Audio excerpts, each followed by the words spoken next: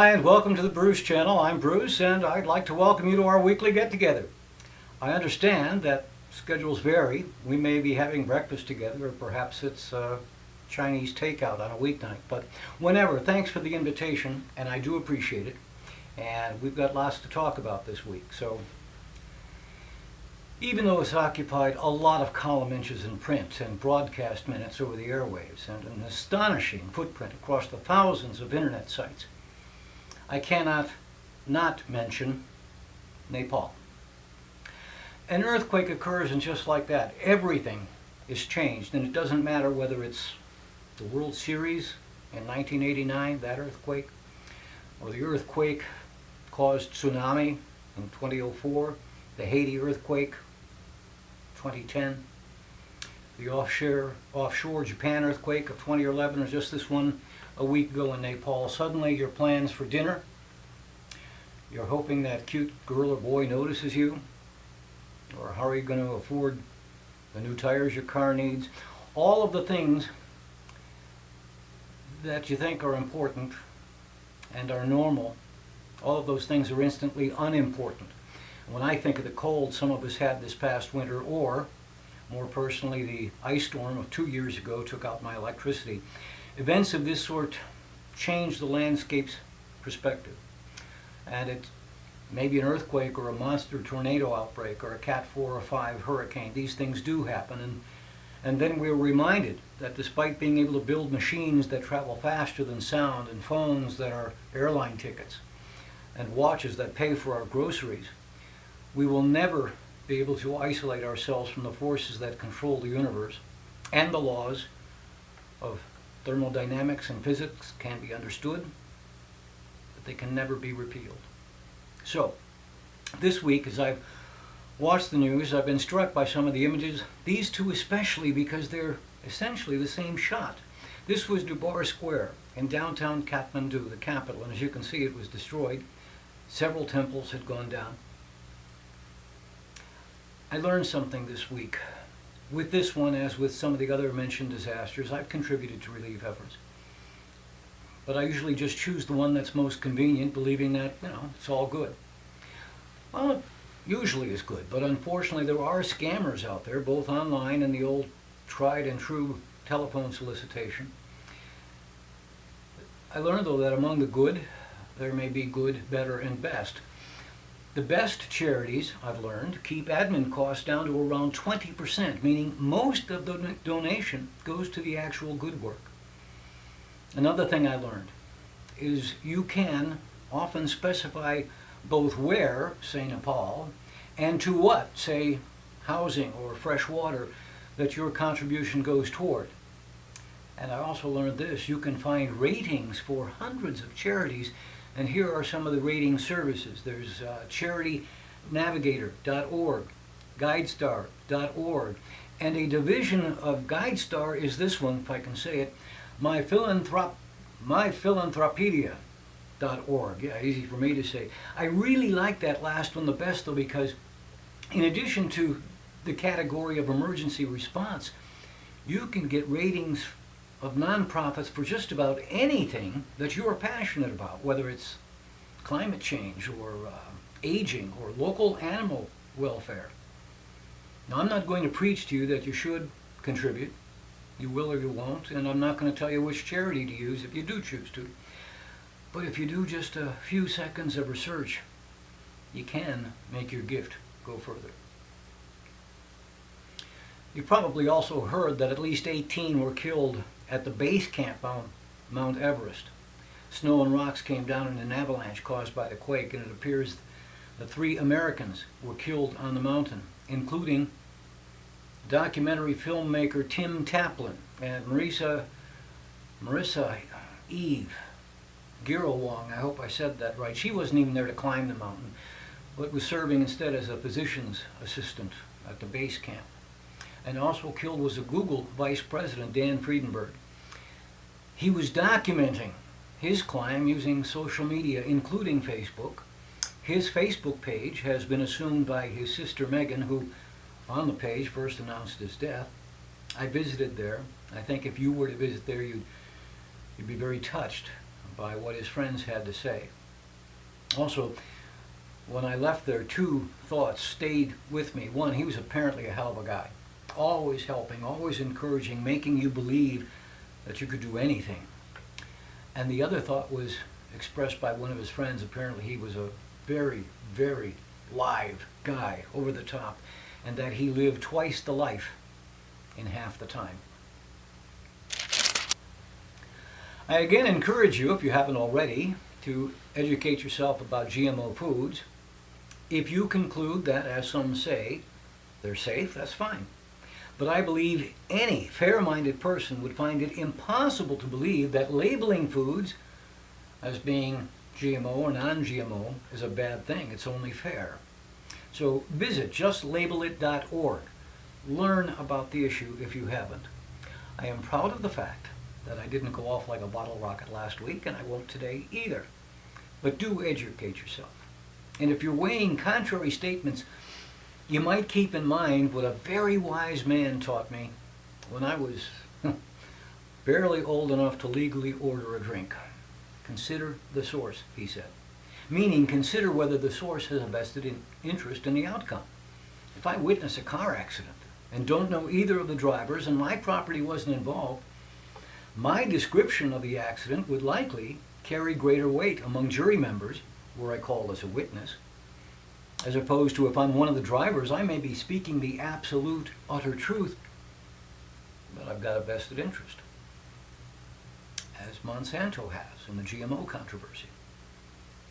Let me share a little something I learned a few years ago. This knowledge was part of what changed my eating habits a few years ago, and that resulted in my weight loss and a subsequent book. If you think back a few years, you may recall advertisements and articles which championed making a change to what we know as high fructose corn syrup. Now, last week I talked about Coca-Cola's formulation change. Well, even when Coca-Cola Classic was brought back, it was not the same formulation as it was in 1950 or 60 or 70. Back then, Coke and Pepsi and all of the other non-diet soft drinks were sweetened by sugar. But of course, as you likely know, high fructose corn syrup has replaced sugar as a sweetener. And not only in soft drinks, but it's in nearly everything. Why? It's cheap. So the corn industry, wanting to sell corn, wanted to change it from this chemical sounding thing, high fructose corn syrup, to the much friendlier sounding corn sugar. And their message was, it's sugar. It's the same. But what I learned in 2011, among other things, was it's not the same. Sucrose is the table sugar that you put in your coffee. It's made up of two parts, glucose, which is the energy. Every living cell on the planet can metabolize glucose for energy. Some cells can only metabolize glucose. And the other half of table sugar is fructose. That's the sweet part. That's the part that makes us like cake and strawberries. The thing is, fructose cannot be metabolized by just any cell. In fact, in humans, it can only be metabolized by the liver, and in the same way that it metabolizes alcohol. So, I learned that. This is unbelievable. In a few cases, teenage boys who had drunk so many soft drinks, sweetened by high fructose corn syrup, they effectively destroyed their livers, the same as any alcoholic, requiring transplants. One other thing about high fructose corn syrup versus sugar. If you're eating strawberries or a cookie or drinking your tea or coffee with some sugar in it, or even a piece of bread or some mac and cheese, the carbs get turned into sugars, you likely know that, and they give you a sense of having had enough. Leptin is produced that acts on your brain, and you know that you're no longer hungry. That's known as satiety. And when you were a kid, your mother was right. Don't eat that candy before dinner. It'll spoil your appetite. High fructose corn syrup doesn't contribute to satiety. But Big Ag wanted to make it legal to call high fructose corn syrup corn sugar because it's the same. Clearly, it is not the same. And ultimately, that campaign lost out to reality. I think that's a good thing. So back to my point, it won't take you long. Read a few things, consider GMOs and non-GMOs, and consider the source. Remember, you can write us at the Bruce Channel at yahoo.com, and you can watch all the previous episodes at tinyurl.com/Bruce Channel and at our Facebook page. Speaking of Facebook, if you would, like us and share. Hey, let me tell you about my book, Shrink. For most of my adult life, I weighed a little over 100 pounds, not much more than in this picture taken when I was about 17 and considering becoming a jockey.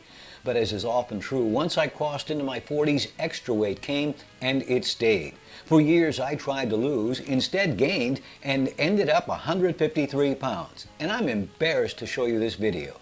Then I learned that it isn't about calories and exercise, but instead it's about what you eat. You might say, sure, ice cream makes you fat. But there were surprises, things like orange juice not being such a wise choice if you're trying to lose weight. So I just made some basic changes to what I ate, not how much, and the weight just fell off. Now, nearly 3 years later, it is still off. And don't misunderstand, I'm eating foods I like, not bamboo shoots. Friends ask me how I did it so often, I put it in a book. It's available as an ebook for all platforms, and the print edition is available at barnesandnoble.com and amazon.com. Hey, you can shrink too. Welcome back. So, it's been a couple of months since I spoke to you about Mike Larson, a senior analyst at the Weiss Group. Back then I told you how incredible I thought it was that he and another analyst there, Larry Edelson, each authored special President's Day sale letters that were virtually word for word identical.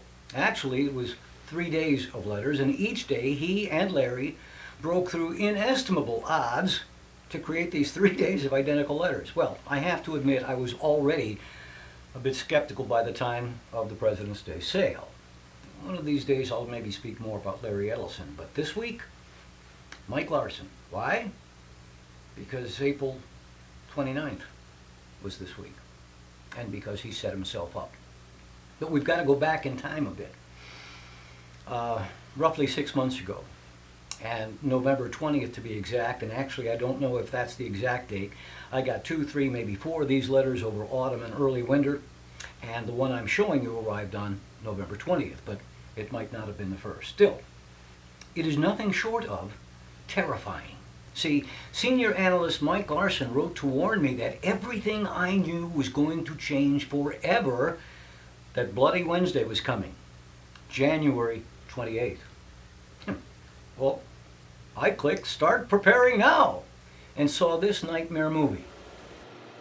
On Wednesday, January 28th, 2015, behind closed doors in Washington, D.C., an event will take place that will change everything in your life. Nothing will ever be the same again for you or your family. The America we know and love will be no more. The fallout of this historic event will be horrific for the unprepared. It will trigger all-out panic, first in the U.S. bond market, and later perhaps in the stock market too. It will destroy millions of jobs, sentence most Americans to a dark age of depression and poverty, send gold and silver prices careening higher, and push the U.S. government to the brink of collapse. The carnage could ultimately make the Great Recession of 2008 and 2009 pale by comparison. When the dust settles, America and your life will be almost unrecognizable. The American dream will have died for millions. For most, the cataclysm will be a bolt out of the blue. Years of economic propaganda, dishonest accounting, and outright lies told by Washington, D.C.'s spinmeisters, all made believable by years of artificially inflated stock prices, have lulled millions of consumers, savers, and investors to sleep. But a select handful of Americans who read the handwriting on the wall will be able to use this crisis to build substantial wealth. If you act immediately on the simple recommendations in this documentary, you could be one of them. One man is sounding the warning, Mike Larson, senior analyst at the international financial watchdog firm Weiss Research, who accurately warned of the housing bust, credit crisis, and Great Recession more than 1 year in advance. He now says that America's day of reckoning is coming. Whether you prepare or not, the price for decades of economic sins must finally be paid.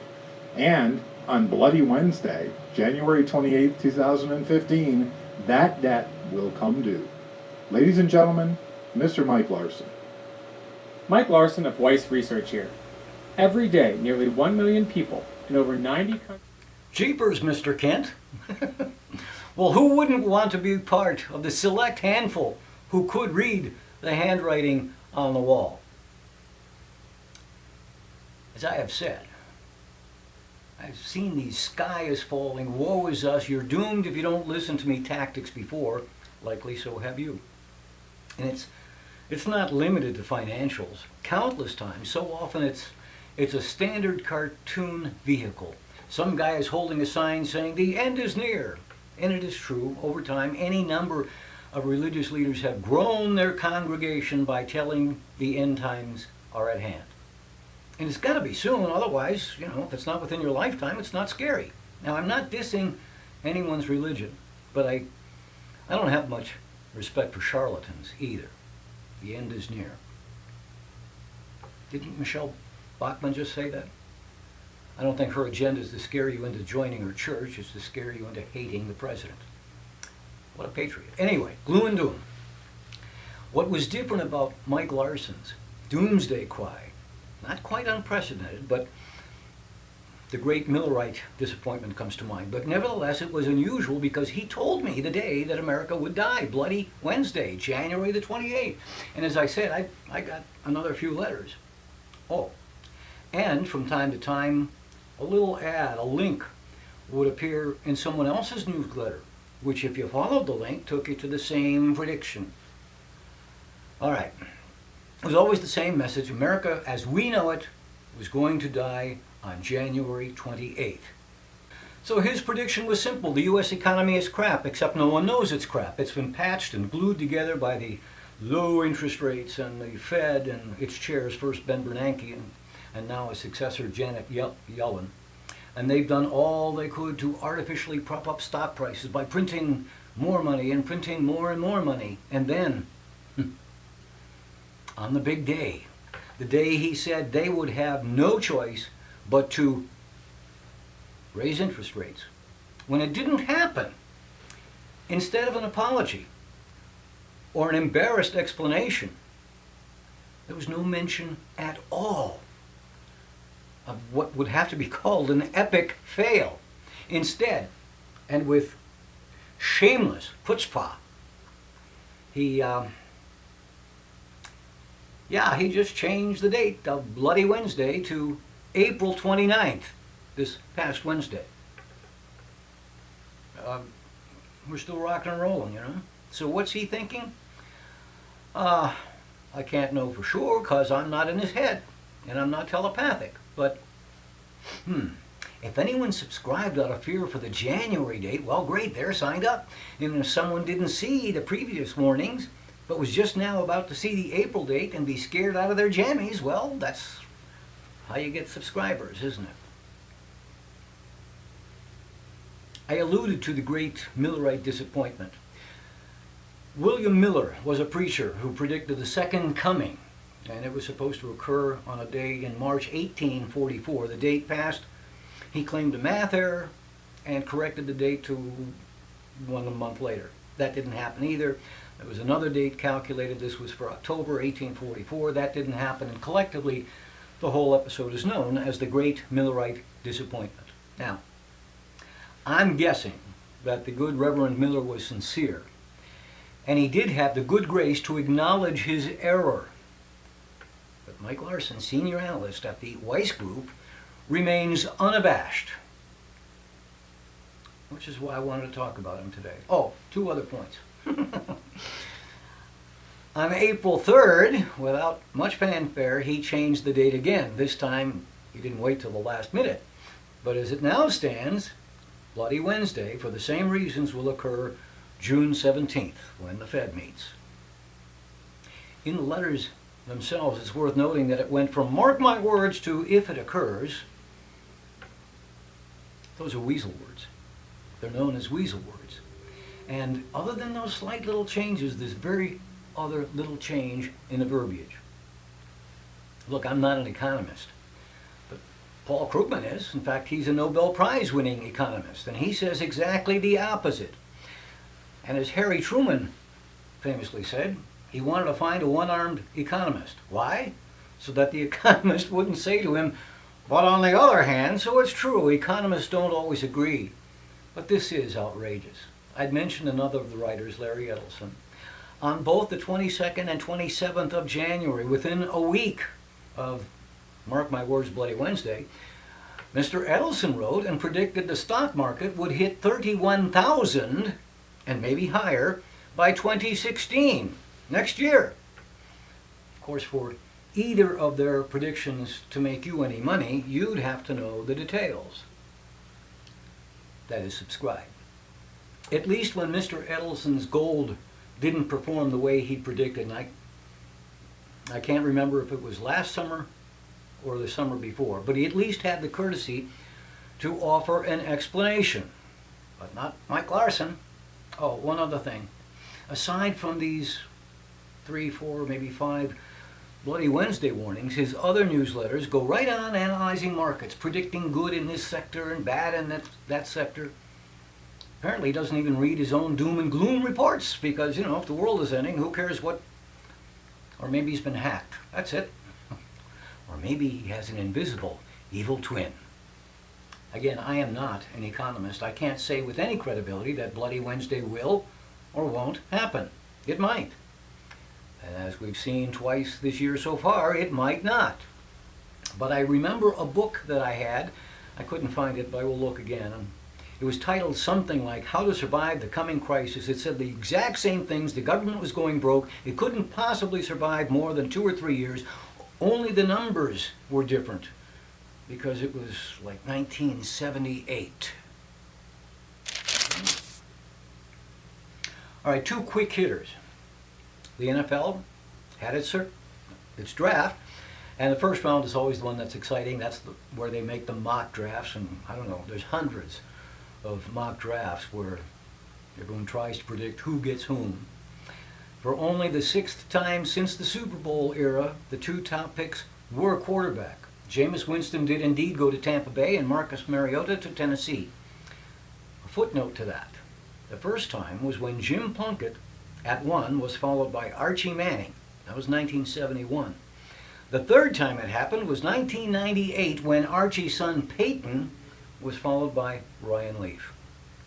My Browns didn't get fancy. They had 2 first-round picks, and they took huge linemen, one on each side of the ball. Good picks, I think, probably filling some holes.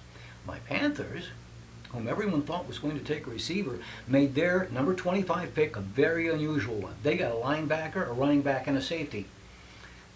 And all 3 of them are named Shaq Thompson. Honest. And he excels at all 3 positions.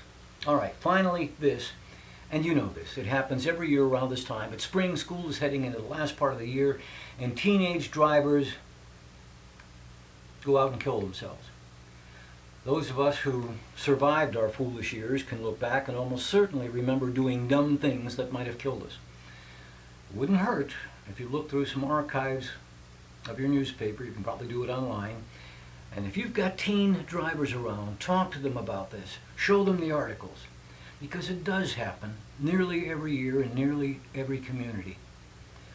We're all going to die, but the greatest tragedy humans can know is burying their kids. And that's it. But I hope your upcoming week is the best one you've ever had.